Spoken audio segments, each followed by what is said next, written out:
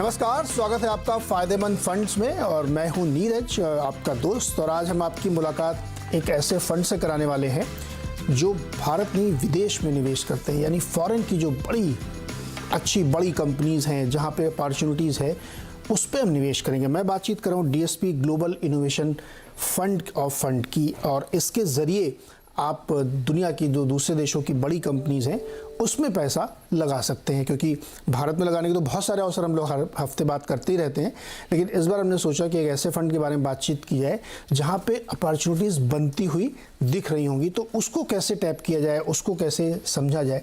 इसी बातचीत करने के लिए हमारे साथ हैं डीएसपी म्यूचुअल फंड के साहिल कपूर, जो head of product and sales हैं।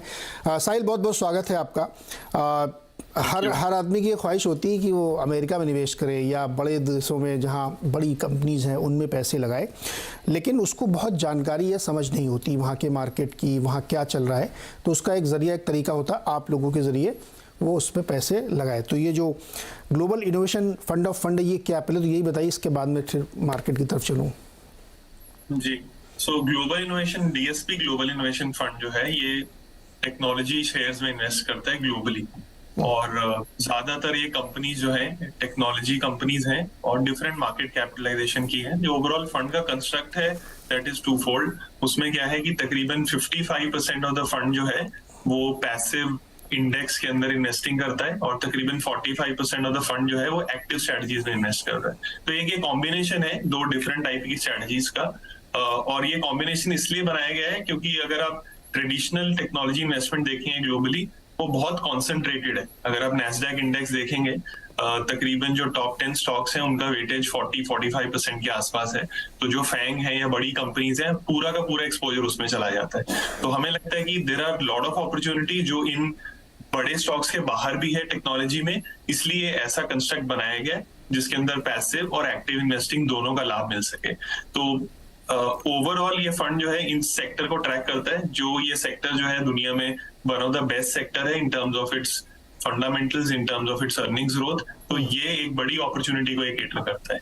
तो इसमें ज्यादातर या सारी यूएस लिस्टेड कंपनीज हैं, भले ही वो कहीं और की हो, लेकिन लिस्टेड यूएस में, उनमें लगाते हैं पैसे। जी, ज्यादातर कंपनीज ये जो है वो यूएस लिस्टेड कंपनीज हैं। अगर आप ओवरऑल ग्लोबल मार्केट के अंदर टेक्नोलॉजी कंपनीज देखते हैं तो आप देखेंगे कि मेजॉरिटी ऑफ ये जो कंपनीज हैं यूएस में ही लिस्टेड है।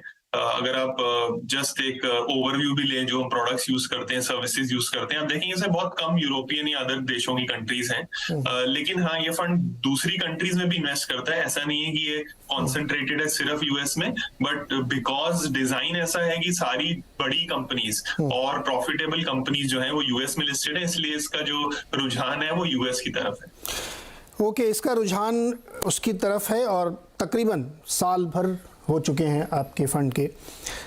यूएस में इतना उथल पुथल चल रही साहिल, और कुछ समझ में नहीं आता है। अलग अलग तरीके से खबरें आती हैं।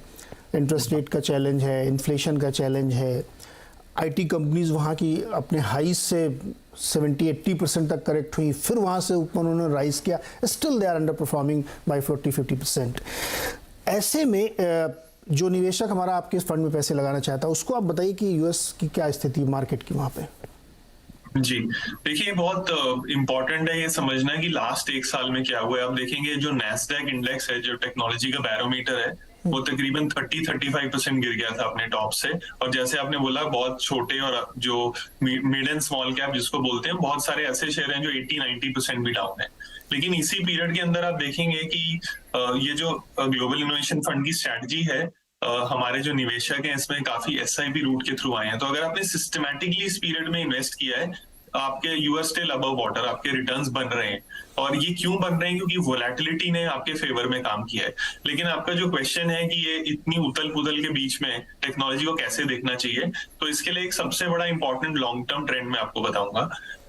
एक जनरल कमेंट है that technology is eating the world. आपने कमेंट सुना रहेगा कि टेक्नोलॉजी जो है वो दुनिया के सारे प्रॉफिट पूल्स को खा रही है। तो अगर आप पिछले 20 साल का डेटा लेंगे और उसको स्प्लिट करेंगे, technology companies versus non technology companies. ये टेक्नोलॉजी कंपनीज क्या होती हैं? जो सॉफ्टवेयर सर्विसेज या हार्डवेयर बेचती हैं। अगर आप इनके दोनों के प्रॉफिट पूल देखेंगे, टेक्नोलॉजी वर्सेस नॉन टेक्नोलॉजी, पिछले 15 साल में टेक्नोलॉजी कंपनीज की बॉटम लाइन मतलब प्रॉफिटेबिलिटी, पैड ग्रोथ 15% केगर से बढ़ी है और नॉन टेक्नोलॉजी कंपनीज की केगर ग्रोथ जो है वो 0.5% है। इसका मतलब दुनिया के सारे प्रॉफिट्स इन कंपनीज को मिल रहे हैं।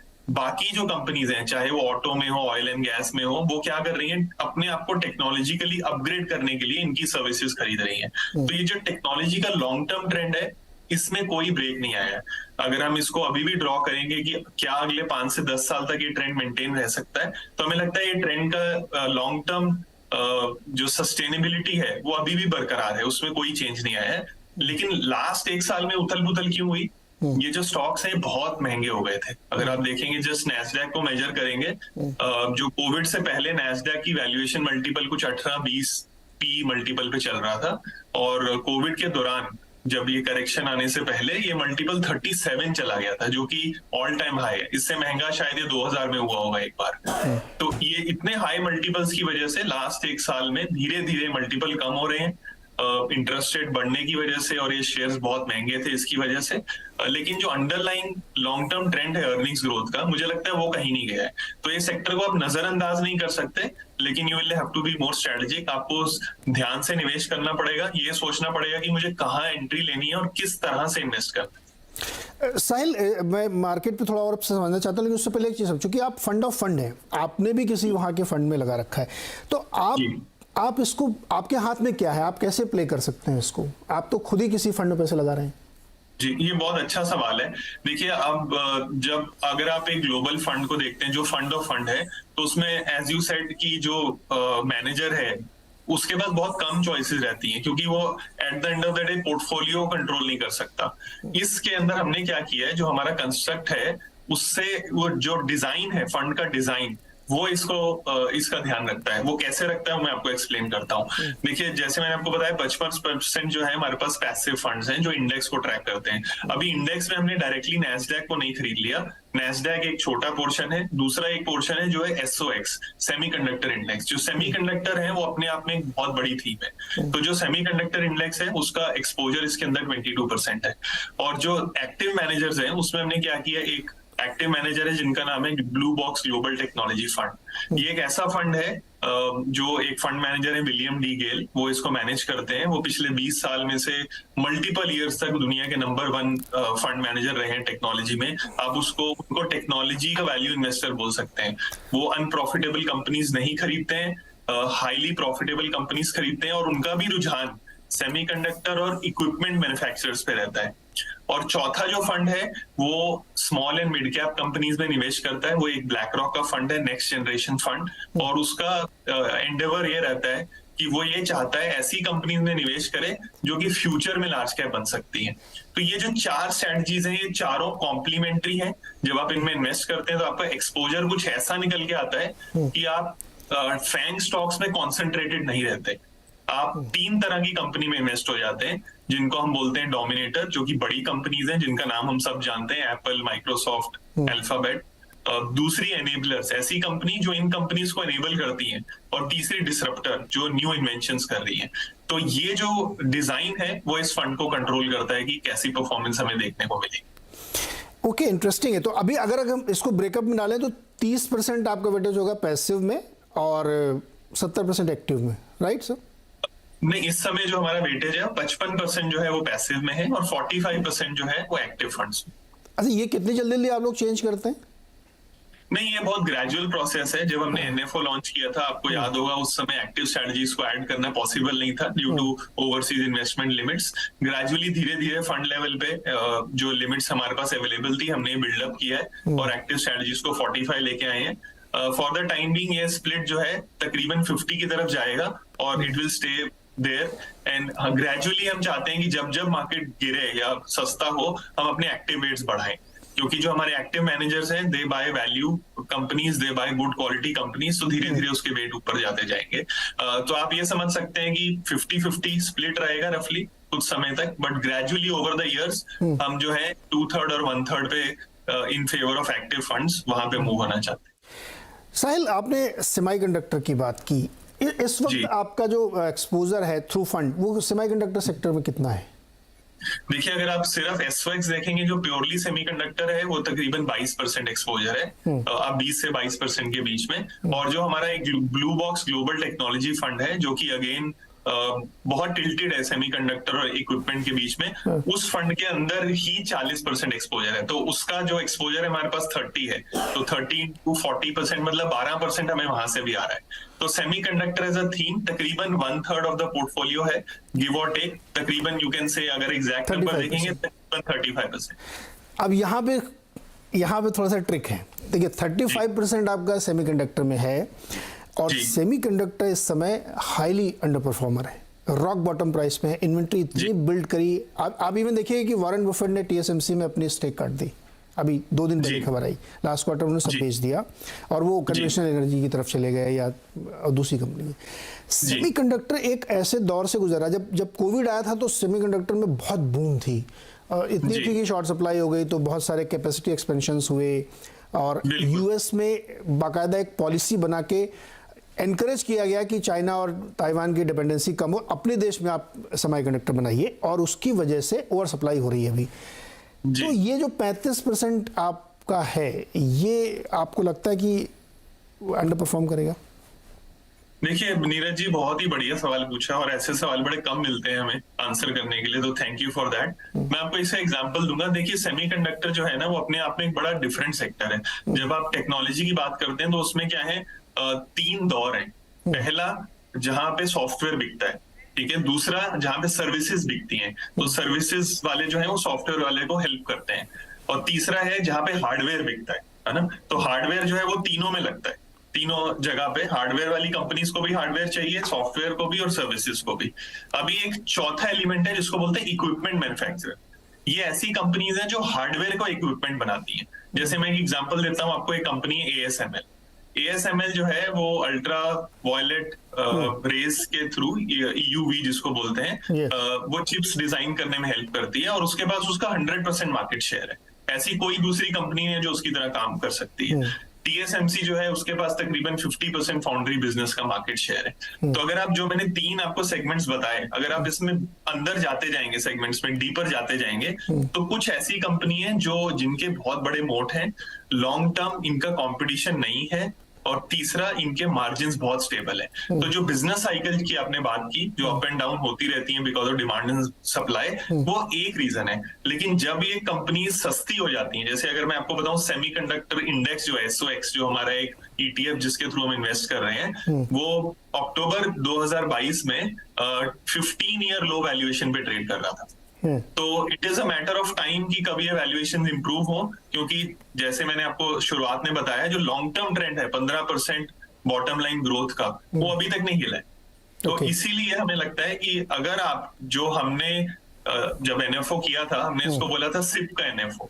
अगर आप सिस्टमैटिकली इस सेक्टर में इन्वेस्ट कर रहे हैं, ओवर द लॉन्गर टर्म अगर अर्निंग्स ग्रोथ प्ले आउट होती है तो ये सेक्टर अच्छा ही करेगा। तो मुझे लगता है कि ये 6 महीने या 1 साल की जो वोलेटिलिटी या नॉइज हमें दिख रही है, उसको शायद बैकग्राउंड में रख के हमें सिस्टमैटिकली सेक्टर में इन्वेस्ट करना चाहिए। साहिल, कांट एग्री मोर।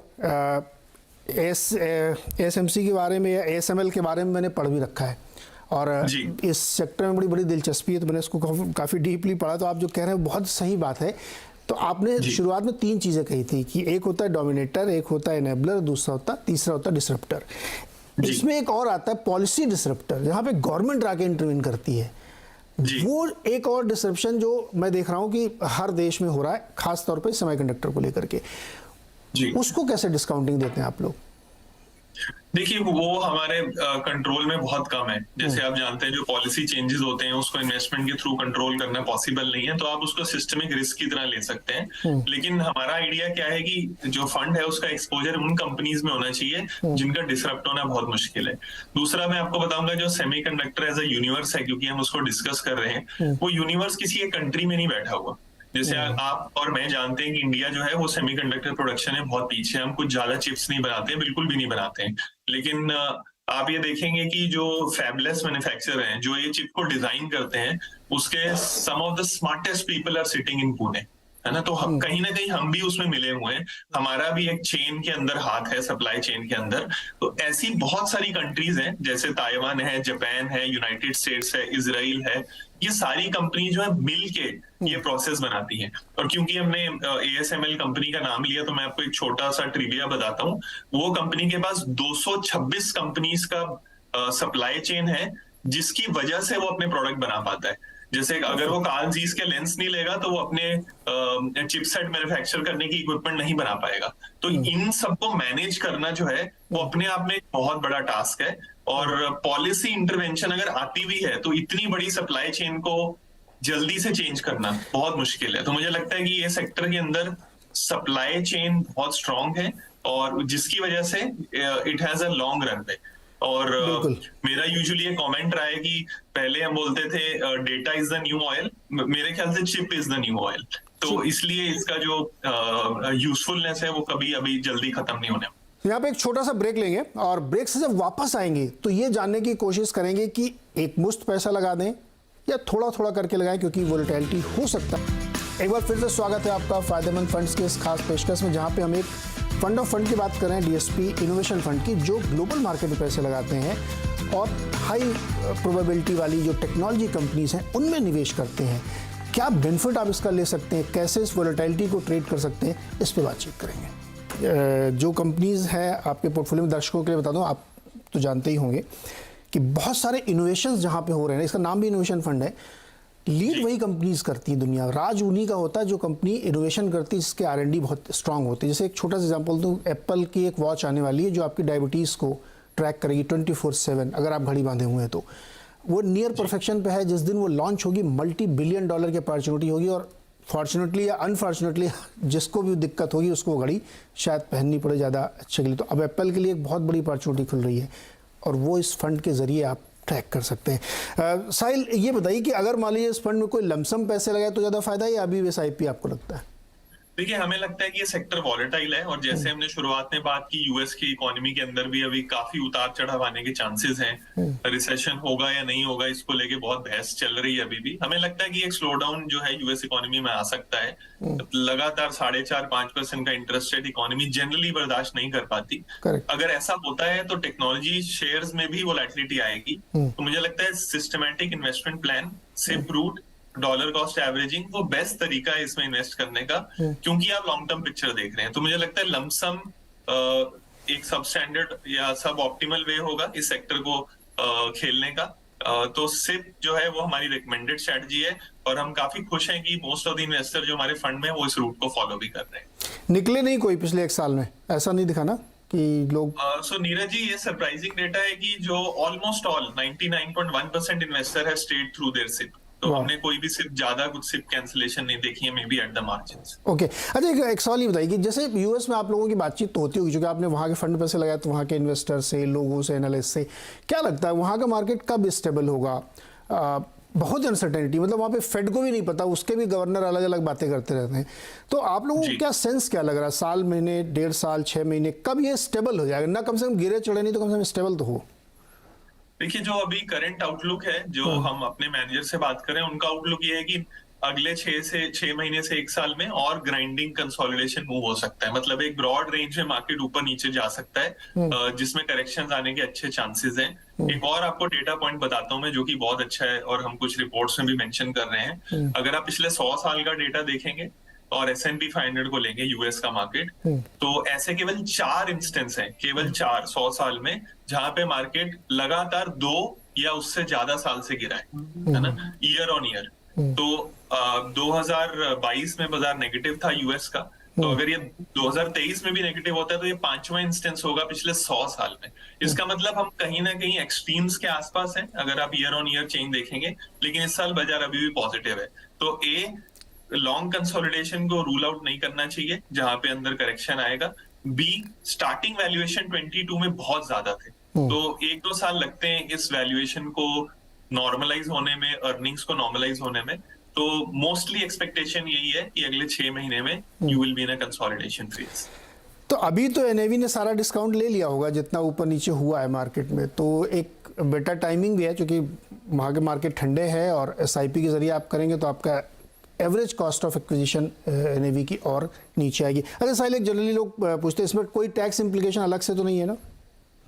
देखिए, इसमें डेट टैक्सेशन होता है क्योंकि ये फंड ऑफ फंड है, तो आपको इंडेक्सेशन बेनिफिट मिलता है। उसके अलावा इसमें कोई टैक्सेशन नहीं है। और जैसे कि आप जानते हैं कि इस बार जो बजट में न्यू अनाउंसमेंट्स हुए हैं, ये जो ग्लोबल फंड ऑफ फंड होते हैं म्यूचुअल फंड के रूट के through, they remain one of the best investments to take global exposure, because बाकी सारे रूट जो है वो लेस टैक्स एफिशिएंट है।